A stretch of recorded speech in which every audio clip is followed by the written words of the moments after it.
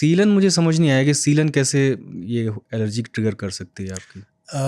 सीलन के अंदर मोल्ड या फंगस उग जाती हैं जो कैन बी एलर्जिक, इसको हम एस्परजिलस बोलते हैं। तो ये नाक की एलर्जी भी करते हैं, लंग की एलर्जी भी करते हैं। तभी ये दे आर वेरी इंपॉर्टेंट कि जहाँ पे भी ह्यूमिड कंडीशंस हो वहाँ पे सिम्टम्स बढ़ने के चांसेस थोड़े ज़्यादा हो जाते हैं। अच्छा, और अभी पॉल्यूशन के बढ़ने से हर साल इस महीने में क्या ऐसा पैटर्न भी देखा है आपने कि इसमें सीओपीडी और अस्थमा के पेशेंट जो हैं, या उनको सीओपीडी अस्थमा हो जा रहा है, अभी तक नहीं हुआ, वो बॉडी टॉलरेट करती रही, पॉल्यूशन से हो सकता है सीओपीडी या अस्थमा? बिल्कुल हो सकता है। अस्थमा और सीओपीडी दोनों बीमारियां एयरवेज की हैं। जैसे हमने बात की, उसमें ट्यूब, दोनों के अंदर ट्यूब छोटी हो जाती है एंड सांस जाने में दिक्कत होती है। तो वो जितना अगर लंबा रहेगा एक्सपोजर तो उतने चांसेस ज़्यादा हो जाते हैं। आजकल हमें नॉन स्मोकिंग सीओपीडी भी देखने को मिलते हैं।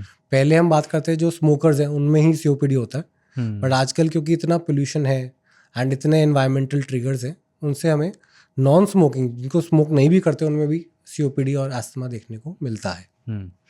और अभी मार्केट में दो चीज़ सबसे ज़्यादा बिकने लगी है, एक ये एयर प्यूरीफायर इस मौसम में खासकर, और दूसरा मास्क।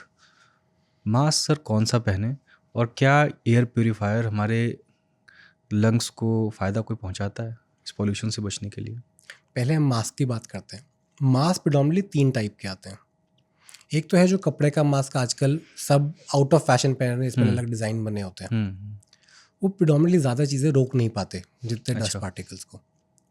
दूसरे आते हैं सर्जिकल मास्क, जो ब्लू एंड वाइट के हम पहनते हैं, वो कुछ एफिशिएंट हैं।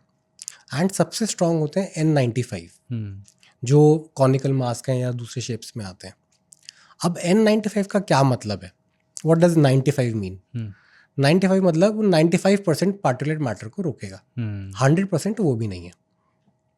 तो हम जितना डाउनग्रेड करेंगे मास्क को, उतना गंदगी अंदर जाने के चांसेस ज़्यादा हैं।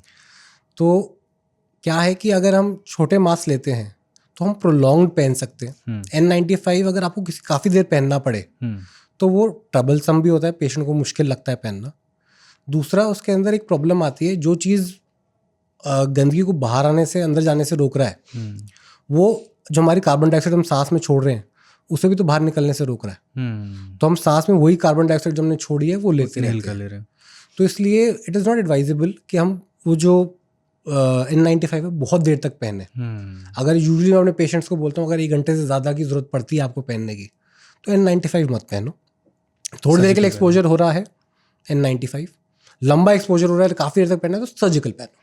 और उसमें एक ढक्कन वाला आता है जो कोविड में बहुत लोग यूज़ करते थे, वो क्या होता है? वो पहनना वो सेफ अगर है? एक्सपिरेटरी वाल्व वाला है तो वो आपकी जो CO2 है वो निकलने में मदद करता है। अच्छा, तो वो जो हमारी प्रॉब्लम N95 की है, कार्बन डाइऑक्साइड इकट्ठे होने की, वो रेस्पिरेटर वाले के साथ बेटर हो जाती है।